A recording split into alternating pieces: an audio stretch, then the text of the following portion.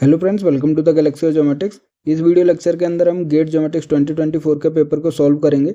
जितने भी हमारे पास ऑप्शंस रहेंगे उनके रिलेटेड इंपॉर्टेंट इन्फॉर्मेशन प्रोवाइड की जाएगी और जो न्यूमेरिकल्स हैं उनको अच्छे से सॉल्व किया गया है हमारे पास। ठीक है, चाहे हमारे पास सेक्शन 1 हो चाहे सेक्शन 2 हो, जो सेक्शन बी का हमारे पास रहता है, सभी क्वेश्चंस को सॉल्व करेंगे जो कि पार्ट वाइज वीडियोज़ रहेगी। तो इसके अंदर जनरल एप्टीट्यूड के क्वेश्चन भी सॉल्व किए हुए हैं। तो स्टार्ट करेंगे हम क्वेश्चन नंबर 1 से और पूरे जितने भी क्वेश्चंस हैं सेक्शन 2 तक उन सभी को सॉल्व करेंगे। तो सबसे पहले जो क्वेश्चन है वो है हमारे पास जनरल एप्टीट्यूड का। जैसे कि हमें पैटर्न तो ऑलरेडी पता है कि 5 क्वेश्चन जो फर्स्ट टू 5 रहेंगे वो 1 मार्क्स के रहेंगे। तो उनको देखते हैं। इफ़ ये डिनोट करता है increasing order of intensity, then meaning of words smile, giggle और लाफ होता है। उसी के हमारे पास डिसअप्रूव के बाद क्या चीज़ आएगी, काइड आता है हमारे पास।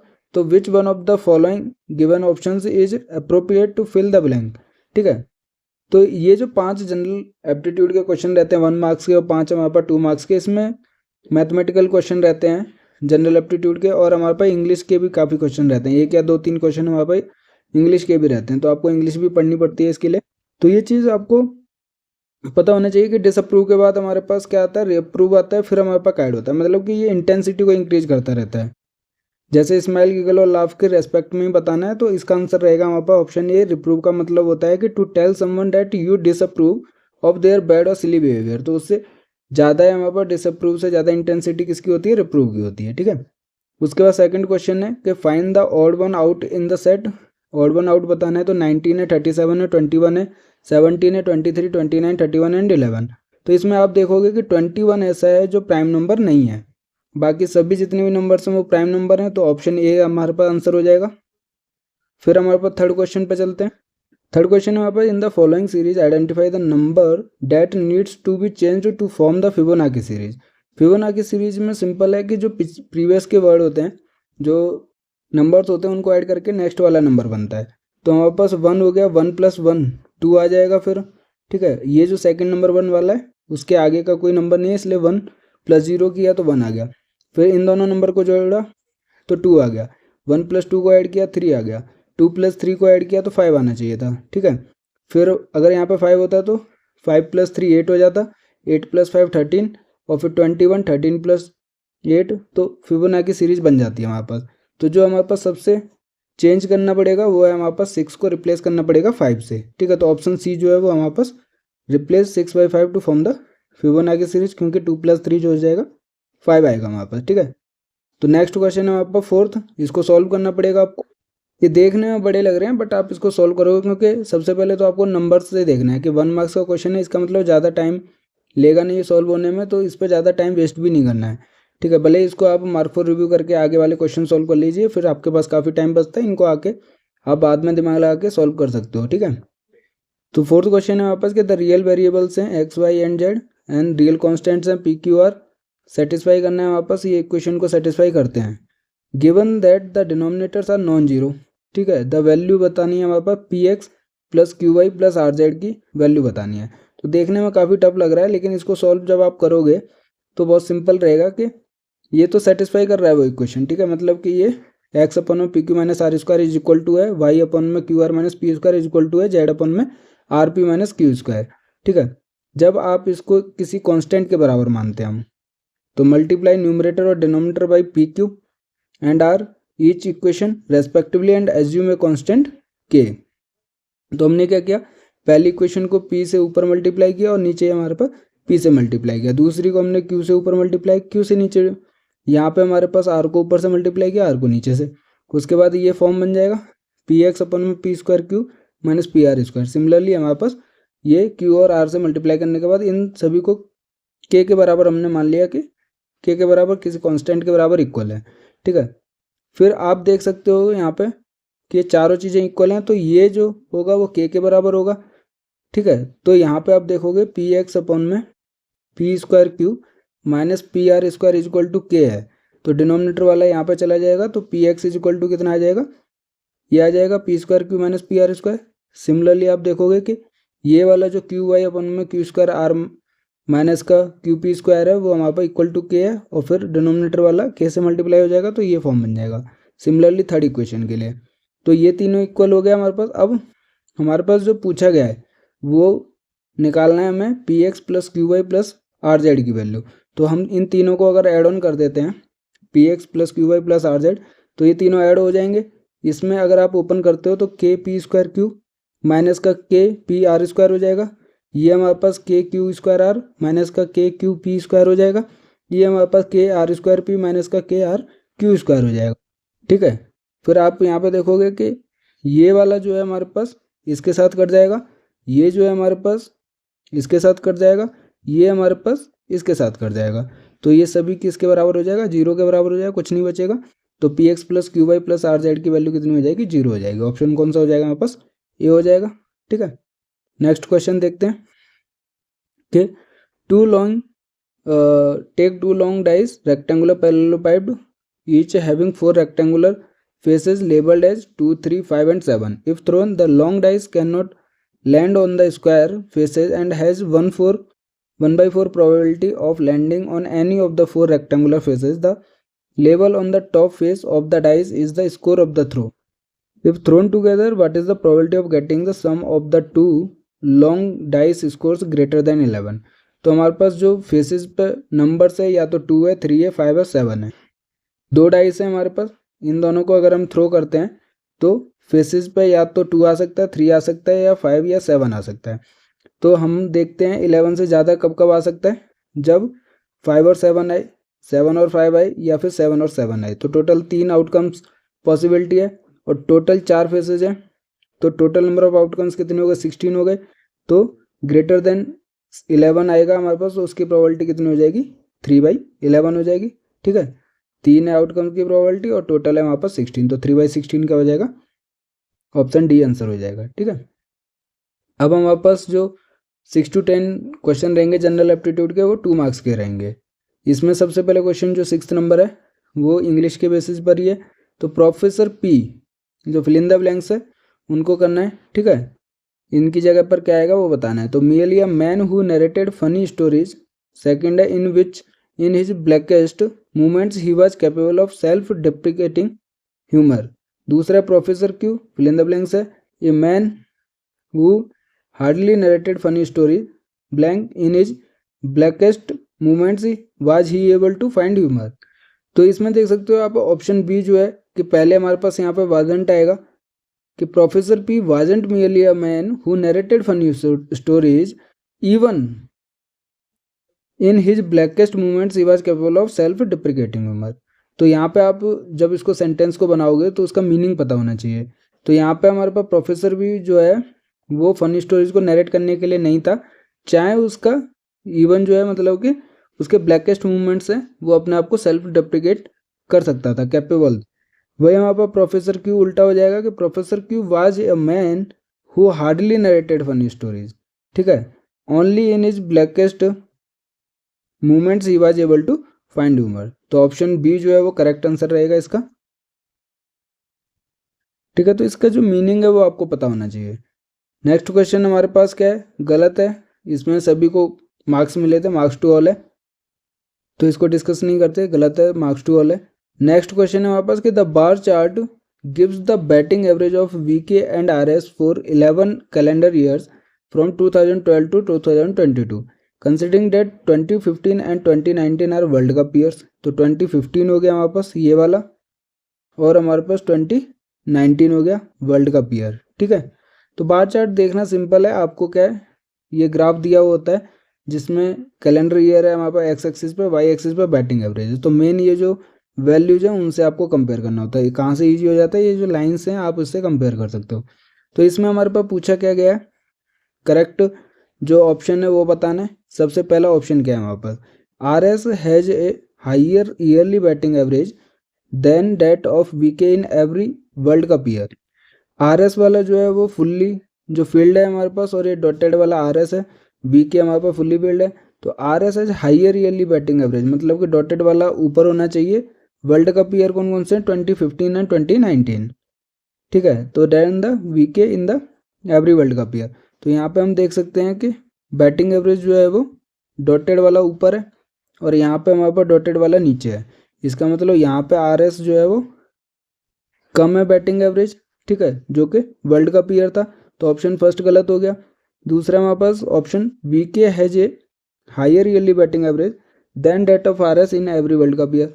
ऐसा नहीं है, क्योंकि यहाँ पे वीके जो है वो कम बैटिंग एवरेज रख रहा है 2015 में, यहाँ पे तो चलो ज़्यादा है, तो एवरी वर्ल्ड कप ईयर में नहीं है, ऑप्शन सेकंड भी गलत हो गया।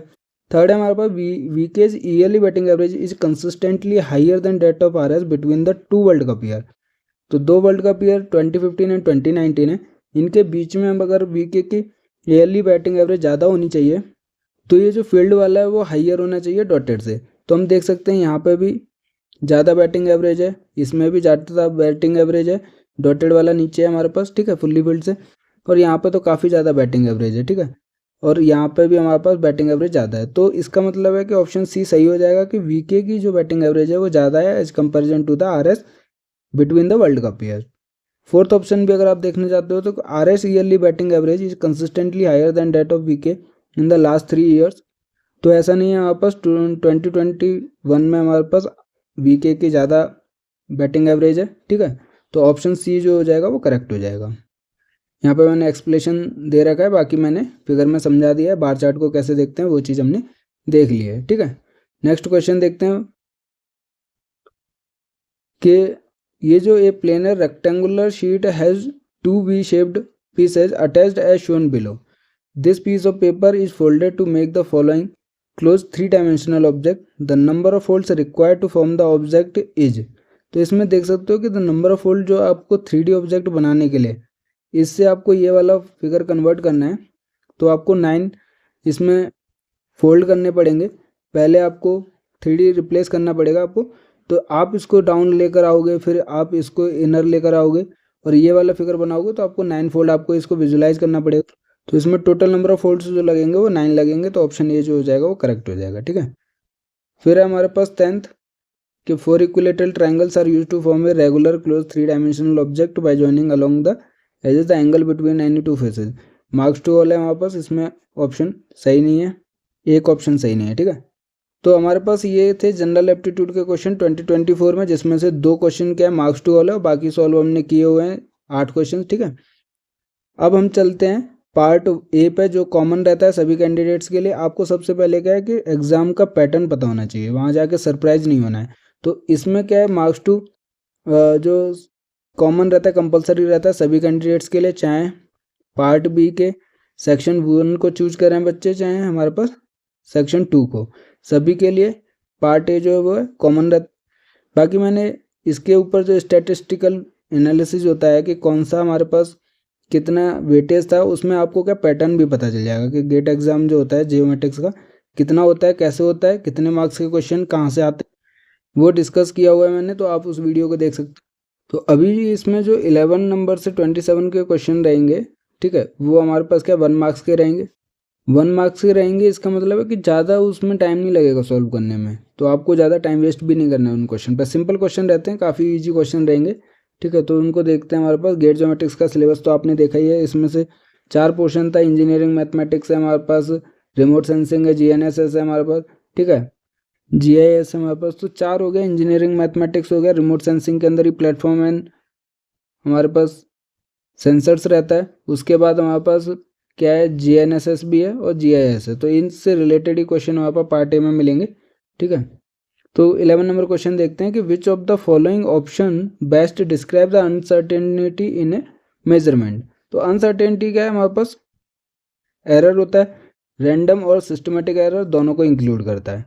तो सिस्टमेटिक एरर्स कौन से होते हैं, जो एक डेफिनेट पैटर्न को फॉलो करते हैं, अगर पॉजिटिव है तो पॉजिटिव ही रहेगा, नेगेटिव है तो नेगेटिव, जबकि हमारे पास जो कंडीशंस जो होनी चाहिए वो सेम होनी चाहिए। इसके लिए हमारे पास क्या पैटर्न सेम रहता है।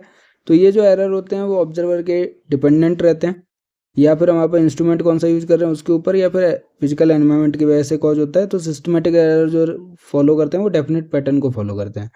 दूसरा हमारे पास रैंडम एरर, रैंडम एरर जो होते हैं वो स्मॉल होते हैं और प्लस और माइनस दोनों हो सकते हैं, तो कंपनसेटिंग नेचर होता है इनका, इसलिए हम इनको क्या कंपनसेटिंग एरर भी कहते हैं। अनप्रिडिक्टेबल होते हैं, इसलिए हम इनको क्वांटिफाई और इवेलुएट नहीं कर सकते।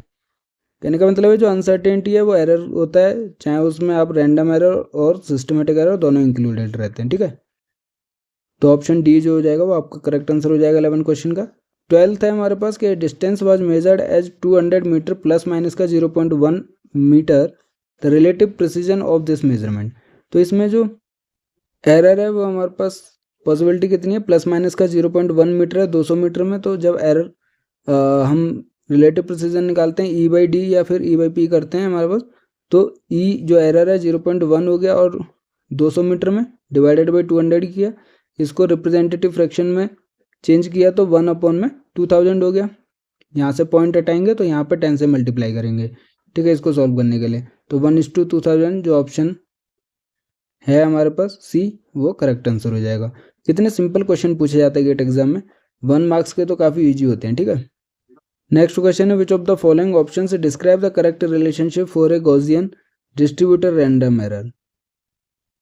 तो इसमें एक्सप्लेनेशन में जितने भी इंपॉर्टेंट चीज़ें हैं ऑप्शन से रिलेटेड, क्वेश्चन से रिलेटेड, वो सभी प्रोवाइड की गई है। इसमें हमारे पास प्रोबेबल एरर कौन सा होता है कि स्टैटिस्टिक में हमने देखा है कि प्रोबेबल एरर जो है वो half range of the an interval about a central point for the distribution such that half of the values from the distribution will lie with in the interval and half outside. तो कोई भी probability distribution आपने figure देखा होगा, ये जो है वो 50% का रहता है, ठीक है। तो इसका मतलब 50% प्रोबेबिलिटी है उसमें लाई करने की। तो इसका एरर जो रहता है उसको हम प्रोबेबल एरर कहते हैं, ठीक है। दूसरा है एवरेज एरर, एवरेज मतलब कि mean of all errors in a set. Standard error क्या होता है, standard error of a statistic is the standard deviation of its sampling distribution और an estimate of that standard deviation. Standard deviation निकालने का formula भी होता है plus minus का summation of V square. V square मतलब कि कोई भी वैल्यूज होगी उसमें से मीन वैल्यूज को स्क्वायर करके अपॉन में n-1 करते हैं तो स्टैंडर्ड डेविएशन निकालते हैं। तो इसका जो पैटर्न रहता है वो है कि प्रोबेबल एरर कम रहता है, एवरेज एरर सबसे ज़्यादा, फिर स्टैंडर्ड एरर और 90% एरर, ठीक है। तो 90% एरर जो है वो सबसे ज़्यादा होता है। ऑप्शन ए हमारे पास करेक्ट आंसर है गॉसियन डिस्ट्रीब्यूटेड रैंडम एरर के लिए। नेक्स्ट क्वेश्चन है आपका काई स्क्वायर डिस्ट्रीब्यूशन से। इसका तो फॉर्मूला होता है सिंपल कि क्वेश्चन देखते हैं कि chi square distribution is used for comparing the population variance with the sample variance for a given degree of freedom, population mean with the sample mean of for a given degree of freedom, population medium with a simple sample median for a given degree of freedom. Fourth हमारे पास population mean and standard deviation with the sample mean and standard deviation for a given degree of freedom. तो chi square का formula हमने देखा था कि n-1 जो कि डिग्री ऑफ फ्रीडम होता है, सैंपल वेरिएंस अपन में स्टैंडर्ड वेरिएशन रहता है, ठीक है। तो इसमें population variance with the sample variance for a given degree of freedom, option A हमारे पास क्या हो जाएगा, करेक्ट हो जाएगा। तो ये हमारे पास फॉर्मूला रहता है जिसमें एस स्क्वायर सैंपल वेरिएंस है, सिग्मा स्क्वायर जो पॉपुलेशन वेरिएंस है, इन दोनों को कंपेयर करते हैं फॉर n-1 मतलब डिग्री ऑफ फ्रीडम के साथ, n नंबर ऑफ ऑब्जर्वेशंस रहता है। तो ऑप्शन ए हमारे पास करेक्ट आंसर है, ठीक है। नेक्स्ट क्वेश्चन है हमारे पास कि water bodies appear in dark tone in near infrared image because water most of the near infrared radiations incident on it.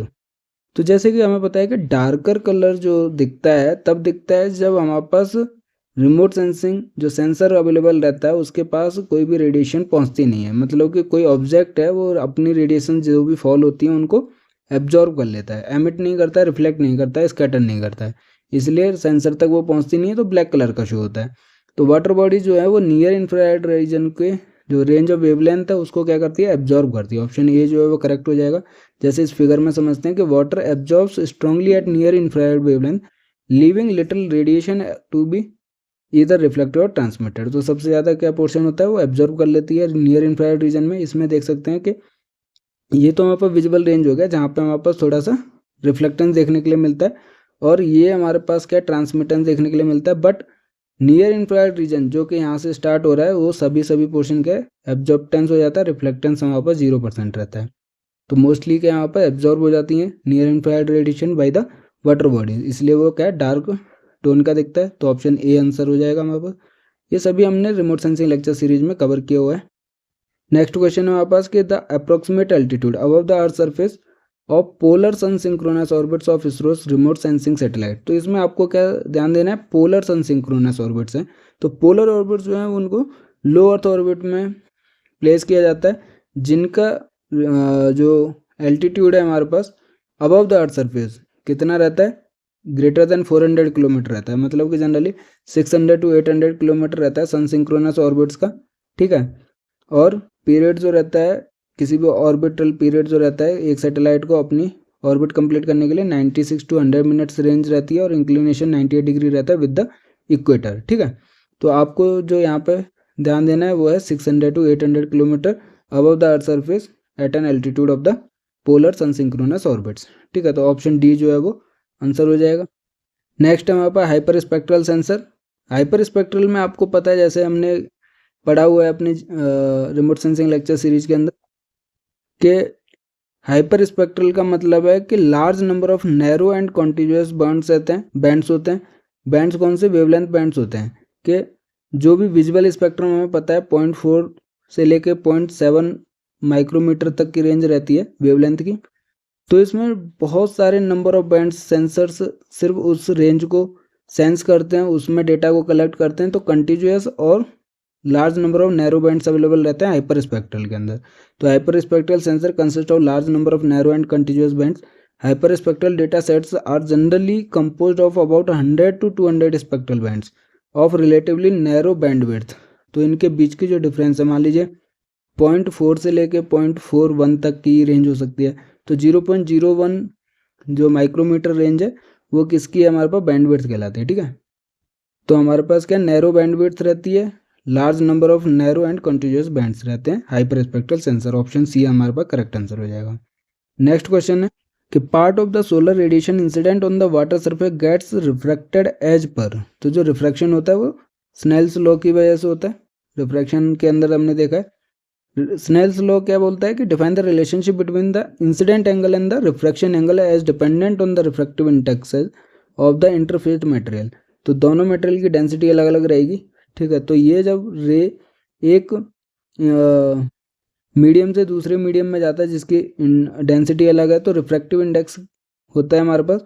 तो ये जो एंगल है θ1 और ये जो एंगल है θ2 वो डिपेंड करता है n1 और n2 और v1 और v2 के ऊपर। ठीक है, उसकी डेंसिटी के ऊपर डिपेंड करता है हमारे पास। तो sin θ1 अपॉन में sin θ2 is equal to n2 upon में n1 is equal to v1 by v2 होता है।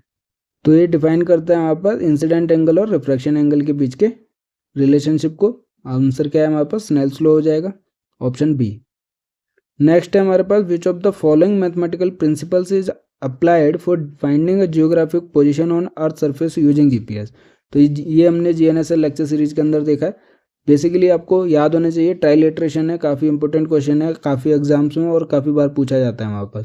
तो ये चीज़ें हमने सारी कवर की हुई हैं अपनी जीएनएसएल लेक्चर सीरीज। और इसमें मैंने जो स्टैटिस्टिकल वीडियो डाला है तो इसी के बारे में बताया कि 1 मार्क्स के क्वेश्चन भी उसमें से एमसीक्यू कितने पूछे गए हैं जीएनएसएस से, और हमारे पास एमएसक्यू एनएटी जो न्यूमेरिकल आंसर टाइप क्वेश्चन होते हैं वो सारा एक्सप्लेन किया हुआ है। तो उस वीडियो को जरूर देखिए, उससे पैटर्न भी आपको पता चलेगा और जो इम्पोर्टेंस है पोर्शन गेट ज्योमेट्रिक सिलेबस का वो भी आपको पता चलेगा। इस क्वेश्चन पे आते हैं हमारे पास कि जो प्रिंसिपल रहता है वो ट्राइलेट्रेशन का रहता है। वो क्यों रहता है? क्योंकि हमारे पास जो रिपेयर रिसीवर होता है अपना डिस्टेंस कैलकुलेट करता है डिफरेंट सैटेलाइट से।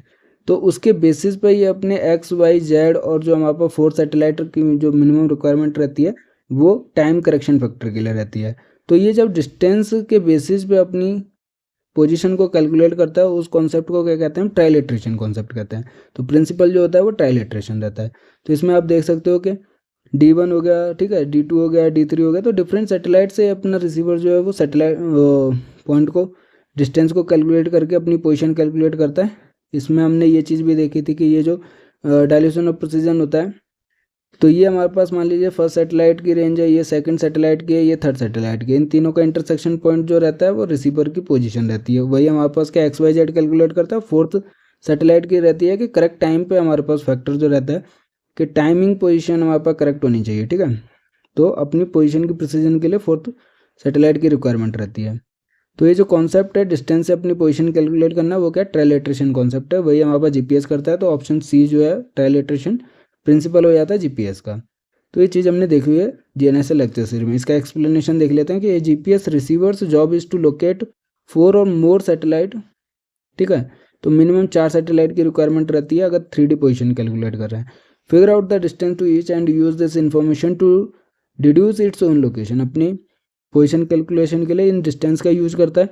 This operation is based on the simple mathematical principle called trilateration. Trilateration is the use of distances और ranges for determining unknown position coordinates of a point of interest often around the earth, जिसको हम जियो positioning कहते हैं। तो इस concept से जब distance से कैलकुलेट करने के बाद अपनी पोजीशन कैलकुलेट करता है जीपीएस रिसीवर, उसको क्या कहते हैं हम, ट्रायलेट्रेशन कॉन्सेप्ट कहते हैं। ऑप्शन सी हमारे पास करेक्ट आंसर हो जाएगा। नेक्स्ट है हमारा, which of the following is not a segment of GPS to determine position and time. तो सिंपल क्वेश्चन है, 3 सेगमेंट होते हैं, स्पेस सेगमेंट होता है हमारे पास, कंट्रोल सेगमेंट होता है, यूजर सेगमेंट होता है, लॉन सेगमेंट नहीं होता। तो ये 3 सेगमेंट तो हमने पढ़े हैं, ये नहीं होता। ऑप्शन सी जो है वो आंसर हो जाएगा, क्योंकि नॉट ए सेगमेंट बताना है। अब इन 3 सेगमेंट के बारे में जैसे हमें जीएनएसएस सिस्टम के एग्जांपल पता है, जीपीएस हो गया ग्लोनास गैलीलियो, ठीक है, ये हमारे पास रसिया का होगा ग्लोनास गैलीलियो, यूरोप का हो गया, जीपीएस हमारे पास यूएस का हो गया।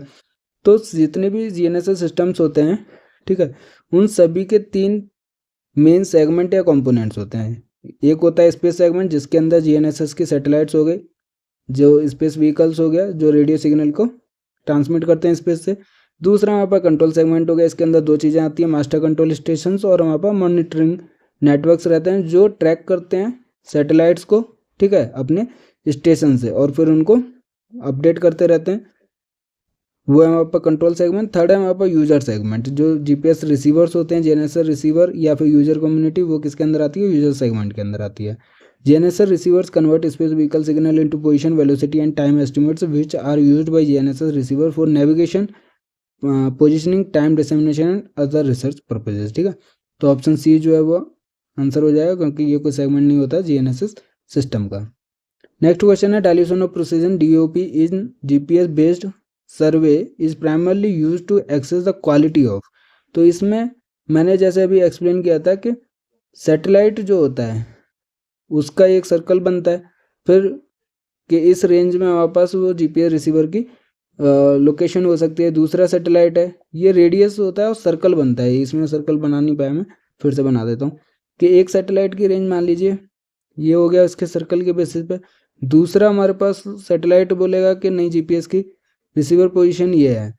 थर्ड जो होता है वो सैटेलाइट हो गया हमारे पास इंटरसेक्ट करेगा इस पॉइंट के ऊपर, जहाँ पे एक्चुअल में जीपीएस की रिसीवर की पोजीशन है। तो ये हमारे पास 3D पोजीशन XYZ कैलकुलेट कर लेगा और टाइमिंग इन्फॉर्मेशन के साथ 3D पोजीशन अपनी कैलकुलेट कर लेगा।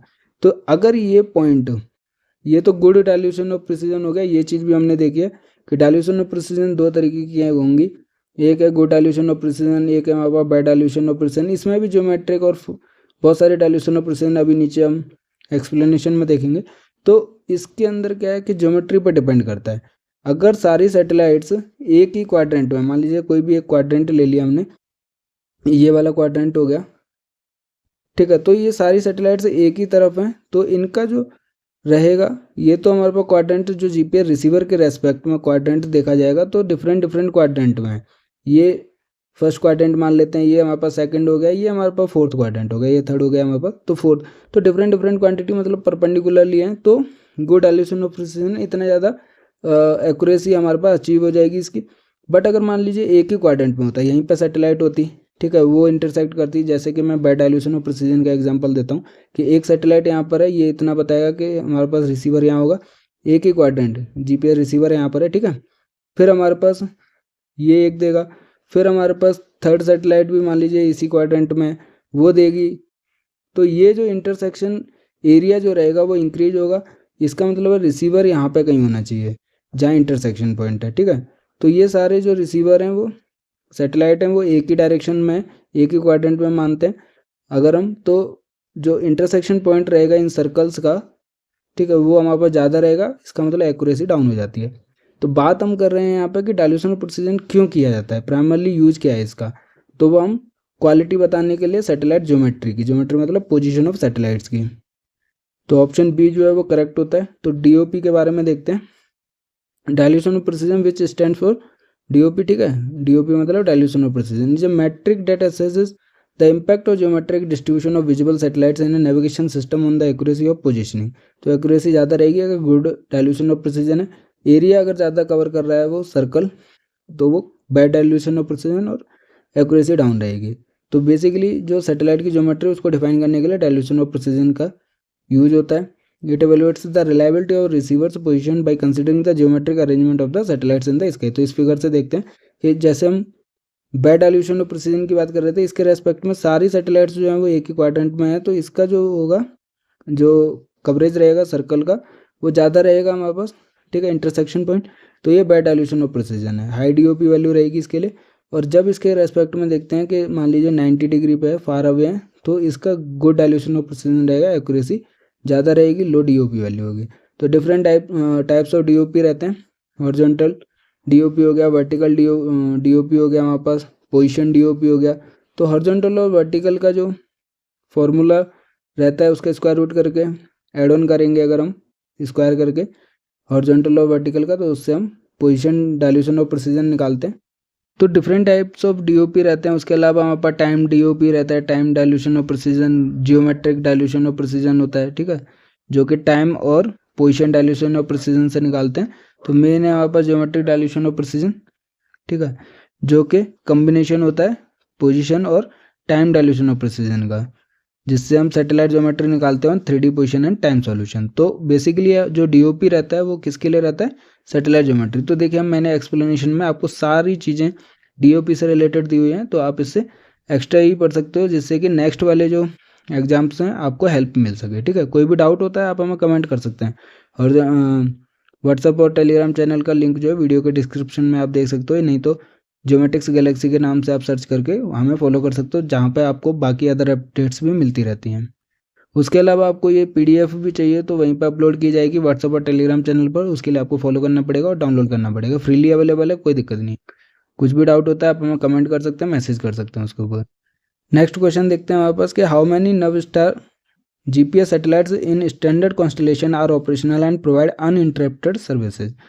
तो माना जाता है, ये चीज़ हमने GNSS लेक्चर सीरीज में ऑलरेडी पढ़ी हुई है, कि GPS जो फुल्ली ऑपरेशनल कैपेसिटी कब रखता है, जब 32 नंबर ऑफ सैटेलाइट्स लॉन्च हो गई थी किसके अंदर, 32 तो अभी टोटल हैं 24 सैटेलाइट्स, सॉरी, तो 24 सैटेलाइट्स हैं हमारे पास जब लॉन्च हुई थी अपनी ज्योमेट्री के अंदर, जो भी उसके सैटेलाइट्स की ऑर्बिट्स रहती हैं। तो 24 सैटेलाइट्स हमारे पास मिनिमम ऑपरेशनल कैपेसिटी रखती हैं। The constellation requires a minimum of 24 operational satellites and allows for up to 32, typically 31 are operational at any one time. A GPS receiver needs 4 satellites to work out its position in 3 dimension. 3 dimension के लिए minimum 4 satellites की requirement रहती है GPS receiver के लिए। But यहाँ पे पूछा है कि GPS जो है वो अपनी फुल स्टैंडर्ड कॉन्स्टलेशन जो है ऑपरेशनल कब हुआ, जब मिनिमम 24 सैटेलाइट्स लॉन्च की गई थी, अवेलेबल थी यहाँ पास ऑर्बिट के अंदर, ठीक है, प्लेस की गई थी।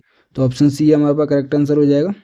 इसमें भी नंबर ऑफ ऑर्बिट्स रहते हैं इसके अंदर, तो हमारे पास मान लीजिए 6 ऑर्बिट्स रहते हैं, ठीक है, और हर एक ऑर्बिट में 4 सैटेलाइट्स होती हैं, तो टोटल 24 सैटेलाइट्स, ये सभी चीज़ें हमें डिस्कस की हुई हैं उसके अंदर। तो यहाँ पे आपको क्या ऑप्शन सी हो जाएगा 24 सैटेलाइट्स। 23rd क्वेश्चन है हमारे पास, identify the type of digitizing error in the following figure. इसमें सबसे पहले हम देखते हैं GIS का क्वेश्चन है ये। तो GIS में जब हम डिजिटाइजेशन करते हैं तो आपको वैसे सिंपली पता चल रहा है। अगर हम ऑप्शंस देखते हैं, डेंगलिंग आर्क मतलब डबलिंग होता है, ओवरशूट है, अंडरशूट है, या फिर मिसिंग लेवल है। मिसिंग लेवल मतलब नेमिंग करना, मिसिंग है तो मतलब कि उसकी नेमिंग नहीं की हुई। अंडरशूट मतलब कि यहाँ पे कहीं रह जाता है ओवर, और ओवरशूट मतलब ज़्यादा हो गया। तो ये क्लियरली दिख रहा है इसमें कि ये जो एरर रहेगा वो ओवरशूट होगा, ठीक है। बट फिर भी हम देख लेते हैं कि डिफरेंट टाइप्स ऑफ जो डिजिटाइजिंग एरर रहते हैं GIS के अंदर वो कौन कौन से होते हैं। डेंगल और डेंगलिंग नोड्स होते हैं, इसका मतलब है lines that are not connected but should be, वो क्या है, लाइन्स कनेक्ट होनी चाहिए बट होता नहीं है। With the dangling nodes gap occur in the line work where 2 lines should be connected, ठीक है। उसके अलावा हमारे पास स्विच बैक्स और नॉट्स एंड लूप्स हो सकते हैं, ठीक है। उसके बाद हम ओवरशूट और अंडरशूट देखते हैं। ओवरशूट और अंडरशूट जो सिमिलर टू डेंगल्स होते हैं, तो overshoot undershoot happen when the line digitized does not connect properly with the neighbouring line it should intersect with. During digitization a snap tolerance is set by the digitizer. The snap tolerance और snap distance is the measurement of the diameter extending from the point of cursor, ठीक है। तो अभी हम इस figure में चलते हैं कि डेंगलिंग मतलब कि ये कनेक्ट होने चाहिए थे एक दूसरे से, बट नहीं हुए, 2 पॉइंट बन गए यहाँ पर एक की जगह। स्विच बैक्स हो गया हमारे पास, ठीक है, नोट्स हो गया, ये सभी क्या मैंने फिगर के साथ दिए हुए हैं जिससे कि आपको क्लियरली अंडरस्टेबल रहे। लूप्स हो गया हमारे पास, ये सभी क्या है, डिजिटाइजिंग एरर है GIS के अंदर। ओवरशूट है मतलब यहाँ खत्म हो जाना चाहिए था, बट आगे तक गई है लाइन हमारे पास, तो ओवरशूट हो गया। अंडरशूट है कि यहाँ पर ज्वाइन होनी चाहिए थी ये दूसरी लाइन पे, बट ये पहले ही ख़त्म हो गई तो अंडरशूट हो गया। स्लीवर्स हो गया हमारे पास। ये क्या होता है कि gap in the digitized polygon layer where the adjoining polygons have gaps between them. तो अगर गैप है हमारे पास जो कि कनेक्टेड होना चाहिए था बट ऐसा नहीं है, तो ये डिस्टाइजिंग एरर है जीआईएस के अंदर। तो इस फिगर में हम देख सकते हैं कि ये यहीं पर ख़त्म हो जाना चाहिए था बट ये आगे तक गया, इसका मतलब ओवरशूट हो गया। तो ऑप्शन बी हमारे पास करेक्ट आंसर हो जाएगा। ठीक है, नेक्स्ट क्वेश्चन देखते हैं। विच of the following is not A derivative of digital elevation model.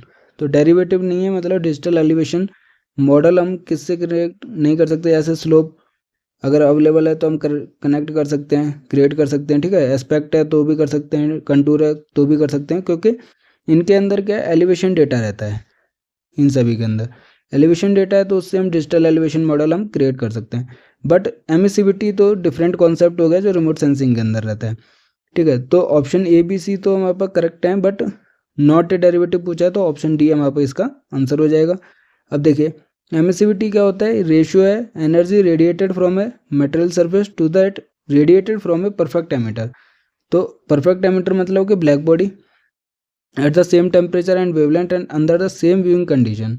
तो एमिसिविटी जो है वो क्या है, रेडिएशन की एनर्जी है कि कोई भी मटेरियल है, ठीक है, उसके सरफेस से कितनी एनर्जी रेडिएटेड हो रही है डिवाइडेड बाई कि कोई भी परफेक्टली ब्लैक बॉडी है उसके सरफेस से कितनी रेडिएशन जो एनर्जी है कितनी ज़्यादा हो रही है। तो इसके रेशियो का क्या कहते हैं, हम एमिसिविटी कहते हैं। ठीक है, इसकी वैल्यू ऑब्वियसली 0 to 1 करेगी। अगर 0 है radiation emission from the material surface, और मैक्सिमम कितना जा सकता है, वो बराबर जा सकता है हमारे पास परफेक्ट ब्लैक बॉडी के बराबर। तो वैल्यू जो होती है एमिसिविटी की 0 to 1 तक लाई करती है। 0 का मतलब है कि परफेक्ट रिफ्लेक्टर है, मतलब कुछ एमिट नहीं हो रहा, और हमारे पास ये परफेक्ट एमिटर है जब फुल्ली एमिट होती है रेडिएटेड एनर्जी। तो 0 to 1 हमारे पास वैल्यू लाई करती है एमिसिविटी की। स्लोप एस्पेक्ट और कंटूर में अंदर क्या है, डिजिटल एलिवेशन मॉडल क्रिएट कर सकते हैं क्योंकि उसके अंदर एलिवेशन डेटा अवेलेबल रहता है। तो इसमें आप देख सकते हो गेट एग्जाम में भी डिफरेंट एग्जाम्पल्स रहते हैं। तो अगर आपको थोड़ा बहुत भी आइडिया रहता है डिजिटल एलिवेशन मॉडल क्या होता है, मतलब नाम से भी आप देखिए कि एलिवेशन डेटा से ही क्रिएट होगा डिजिटल एलिवेशन मॉडल, जो कि एमिसिविटी डिफरेंट कॉन्सेप्ट हो गया। तो आपका आंसर जो है डी है, बहुत सिंपल सा क्वेश्चन है। ठीक है, आप ऑप्शन देख के भी आंसर लगा सकते हो। उसके बाद हमारे पास है 25th question, which of the following is a core vector GIS operation. तो कोर वेक्टर जीआईएस ऑपरेशन, इसमें भी देखिए आप प्रिंसिपल कंपोनेंट एनालिसिस या फिर इमेज प्रोसेसिंग से रिलेटेड ही ज़्यादातर ऑप्शंस गिवन है। बैंड रेशियोइंग हमने देखा है, ठीक है, हिस्टोग्राम इक्वलाइजेशन, कॉन्ट्रास्ट स्ट्रेचिंग, ये तीन ऑप्शन हमने किसके अंदर पढ़े हैं, इमेज प्रोसेसिंग के अंदर देखे हैं। ठीक है, बट जीआईएस ऑपरेशन के अंदर जो चीज़ पढ़ी है हमने ओवरलेइंग पढ़ी है कि जब हम डिजिटाइजेशन करते हैं तब भी ओवरले। उसके अलावा हम देखते हैं दो टाइप्स ऑफ ओवरले देखा है, वेक्टर ओवरले और रास्टर ओवरले। और ओवरले से हम कौन सी इन्फॉर्मेशन गैदर कर सकते हैं वो सभी वीडियो के अंदर डिस्क्राइब किया गया है। तो जो कोर वेक्टर जीआईएस ऑपरेशन है वो है ऑप्शन ए ओवरलेइंग। ठीक है, ओवरले क्या होता है, it is the operations of comparing variable among multiple coverages. In the overlay analysis new spatial data sets are created by merging data from 2 और मोर input data layers. जैसे कि हम पॉइंट ऑन पॉलीगन कर सकते हैं, पॉलीगन ऑन पॉलीगन कर सकते हैं, लाइन ऑन पॉलीगन कर सकते हैं। तो मेन हमने जैसे वेल और फील्ड सॉइल का देखा था, सॉइल टाइप का एग्जांपल देखा था, तो वो सभी ओवरले के बारे में पढ़ा था हमने। ठीक है, तो काफ़ी जो दो ओवरले रहे हैं, जैसे कि रास्टर डेटा पॉइंट डेटा हो गया अगर हम रास्टर की बात करते हैं, और हमारे पास पॉलीगन एरिया हो गया, पॉलीगन डेटा हो गया। इन दोनों को ओवरले करने के बाद हमारे पास न्यू लेयर क्रिएट होती है, new special data set create होता है, जिससे कि हम इन्फॉर्मेशन गैदर कर सकते हैं कि इस पोर्शन में कितने पॉइंट्स अवेलेबल हैं, या फिर कोई भी डेटा अगर हम इनको वेल से रिप्रेजेंट करते हैं इसको सॉइल से, तो क्ले के अंदर कितने वेल्स अवेलेबल हैं और सैंड के अंदर कितने अवेलेबल हैं, तो वो हम न्यू डेटा सेट से जो ओवरले होने के बाद क्रिएट हो रही है उसको फाइंड आउट कर सकते हैं। तो जो हमारे पास कोर वेक्टर का जीआईएस ऑपरेशन है वो है हमारे पास ओवरलेइंग। ठीक है, ऑप्शन ए। उसी को हम फिगर से देख सकते हैं कि यूनियन भी हम देख सकते हैं जब सब मर्ज होते हैं। इंटरसेक्ट मतलब सिर्फ इतना पोर्शन चाहिए हमारे पास जो इन दोनों को इंटरसेक्ट करके मिल रहा है। ठीक है, उसके बाद हमारे पास सिमेट्रिकल डिफरेंस और आइडेंटिटी देख सकते हैं। सिमेट्रिकल डिफरेंस हो गया, आइडेंटिटी हो गया, किसी भी एक पोर्शन को रिप्रेजेंट करना है तो इतना हो गया हमारे पास। ठीक है, क्लिप होता है हमारे पास, इरेज होता है, स्प्लिट होता है, ये सभी ऑपरेशंस किससे मिल रहे हैं हमें, ओवरले से मिलते हैं। ठीक है, तो सबसे इम्पोर्टेंट और काफ़ी इम्पोर्टेंट जो वेक्टर जीआईएस ऑपरेशन है वो है ओवरलेइंग। ठीक है, तो मैंने जो है वो एक्सप्लेनेशन के अंदर काफ़ी इम्पोर्टेंट चीज़ें दी हुई हैं जो आपको काफ़ी हेल्प करेंगी। अब हमारे पास है कि the wavelength at which maximum energy is radiated और emitted from the forest fire at temperature of 700 degree Celsius is micrometre. के अंदर बताना है वापस, ये फिल इन द ब्लैंक मतलब ब्लैंक स्पेस है, rounded off to 1 decimal place. तो इस टाइप के क्वेश्चन वैसे तो मैंने असाइनमेंट में भी कराए हुए हैं और प्रीवियस ईयर में भी, मतलब कि गेट 2024 से पहले भी मैंने असाइनमेंट में ये क्वेश्चन टाइप के कराए थे। इसमें सिंपल सा आपको समझना है कि टेम्परेचर गिवन है सिर्फ, और हमें निकालना क्या है हमारे पास कि जो वेवलेंथ होगी मैक्सिमम एनर्जी की वो निकाल है। आपको फॉर्मूला कौन सा यूज़ करना है, वीन्स डिस्प्लेसमेंट लॉ का फॉर्मूला यूज़ करना है। इसके लिए आपको एक चीज़ याद रखनी है कि जो वीन्स डिस्प्लेसमेंट कांस्टेंट होता है उसकी वैल्यू गिवन नहीं है और ना गेट एग्जाम में गिवन थी, तो आपको ये वैल्यू याद करनी होगी। वैसे मैंने असाइनमेंट में दी हुई है और अपने वीडियो लेक्चर में काफ़ी बार बोला है कि आप ये वैल्यू याद रखना, क्योंकि ये गिवन नहीं होती है एग्जाम में। सिंपल सी वैल्यू है 2898 माइक्रोमीटर इंटू कैल्विन, याद रखना है 2898 micrometre into kelvin. Formula simple होता है कि मैक्सिमम जो वेवलेंथ होता है लैम्डा पीक की वैल्यू b/t होता है, इन्वर्सली प्रोपोर्शनल होता है wavelength to the temperature, simple सा वीन्स डिस्प्लेसमेंट लॉ बोलता है। और जो प्रोपोर्शनलिटी कांस्टेंट होता है उसको हम वीन्स डिस्प्लेसमेंट कांस्टेंट कहते हैं, जिसकी वैल्यू 2898 माइक्रोमीटर इंटू कैल्विन होती है। ठीक है, अब हमें टेम्परेचर कैल्विन में कन्वर्ट करना पड़ेगा, क्योंकि यहाँ पर से कैल्विन कैल्विन कट जाएगा और माइक्रोमीटर में आंसर आ जाएगा। तो कैल्विन में कन्वर्ट करने के लिए आपको 700 डिग्री सेल्सियस में 273.15 ऐड कर दिया, 973.15 कैल्विन हो गया, टी की वैल्यू रख दी और जो आपका आंसर आएगा 2.98 आएगा, मतलब 3 माइक्रोमीटर के करीब, क्योंकि round off to 1 decimal place करना है, जो कि यहाँ पर रेंज के आंसर है। ठीक है, तो 3 माइक्रोमीटर का आंसर हो जाएगा आपका। तो काफ़ी इंपॉर्टेंट क्वेश्चन इस टाइप से पूछे जाते हैं, सिंपल क्वेश्चन है, 1 मार्क्स का है। तो ये असाइनमेंट में भी मैंने प्रोवाइड किया हुआ है और लेक्चर के अंदर भी बताया हुआ है। तो 26 का आंसर कितना है, 3 माइक्रोमीटर। नेक्स्ट क्वेश्चन देखते हैं वापस। तो इसमें मैंने जो दे रखा है जैसे ग्रीन कलर किया हुआ है इस क्वेश्चन का, इसका मतलब ये NET है, न्यूमेरिकल आंसर टाइप क्वेश्चन है। वैसे ही आप देखोगे कि ऊपर जितने भी हैं सब ब्लैक कलर के जो हैं वो MCQ है, मल्टीपल चॉइस क्वेश्चन है, जिसमें हमारे पास ऑप्शन एक ही ठीक होगा। MSQ के क्वेश्चन जो 2 मार्क्स में मिलेंगे आपको, वो डिफरेंट कलर से मैंने उनको रिप्रेजेंट किया हुआ है। ठीक है, जिससे कि आपको आसानी रहे कि किस टाइप का क्वेश्चन है, ये MCQ है, MSQ है या फिर NET है। नेक्स्ट क्वेश्चन देखते हैं 27। The standard error of a unit weight for a set of angle observations is 10 second. The minimum number of observation required to reduce the standard error of the mean for this set of observation to 2 second. और उसकी value बतानी है हमारे पास कि number of observation कितनी रहेंगी। तो सिंपल सा फॉर्मूला होता है इसका कि एरर जो होता है मीन का, वो standard error divided by √n रहता है। n हमारे पास नंबर ऑफ ऑब्जर्वेशन है, तो ES की वैल्यू हमारे पास 10 सेकेंड गिवन है और EM की वैल्यू हमारे पास 2 सेकेंड गिवन है। यहाँ से आप n की वैल्यू निकाल सकते हो। ठीक है, वही कैलकुलेट किया हुआ है हमने कि 10 सेकेंड हो गया स्टैंडर्ड एरर और standard error of mean 2 second हो गया, n नंबर ऑफ ऑब्जर्वेशन, ये फॉर्मूला है, हमने पढ़ा हुआ है। ठीक है, और यहाँ से आप देखोगे तो n = E/EM का स्क्वायर हो जाएगा, तो ये 25 आ जाएगा। मिनिमम नंबर ऑफ ऑब्जर्वेशन कितनी हो गई, 25 हो गई। आंसर कितना हो गया आपका, 25 हो गया। ठीक है, तो ये हमारे पास 1 मार्क्स के क्वेश्चन थे जो सभी कैंडिडेट्स को सॉल्व करने होते हैं। नेक्स्ट है हमारे पास के 28 to 46 जो क्वेश्चन रहेंगे वो 2 मार्क्स के रहेंगे। ठीक है, इसको हम नेक्स्ट वीडियो के अंदर देखेंगे, नहीं तो ये वीडियो काफ़ी लंबा हो जाएगा, हम पार्ट्स वाइज इसको सॉल्व करेंगे। अगर आपको आज के वीडियो में किसी भी क्वेश्चन में डाउट है तो आप हमें कमेंट कर सकते हैं। इस PDF को डाउनलोड करने के लिए, जो कि सभी वीडियो लेक्चर जो कवर हो जाएंगे तो अपलोड की जाएगी हमारे व्हाट्सएप और टेलीग्राम चैनल पर, जिसके चैनल का लिंक जो है वीडियो के डिस्क्रिप्शन में अवेलेबल रहेगा। तो आप वहाँ से जाके डायरेक्टली ज्वाइन कर सकते हैं, नहीं तो आप ज्योमेट्रिक्स गैलेक्सी के नाम से सर्च करके भी आप हमें फॉलो कर सकते हैं, जहाँ पे ये PDF भी अपलोड होगी, बाकी अदर अपडेट्स भी वहाँ पर डेली अपडेट होती हैं। और जो हमारे पास वीडियो लेक्चर सीरीज चल रही है उसकी भी नोट्स और हमारे पास जो लिंक है उन सभी वीडियोज़ का रेगुलरली अपडेट किया जाता है, अपलोड किया जाता है उन टेलीग्राम और व्हाट्सएप चैनल के ऊपर। तो वीडियो पसंद आया तो लोग दोस्तों के साथ शेयर कीजिए और अपनी गेट ज्योमेट्रिक्स की तैयारी ज्योमेट्रिक्स गैलेक्सी के साथ करते रहिए। Thank you.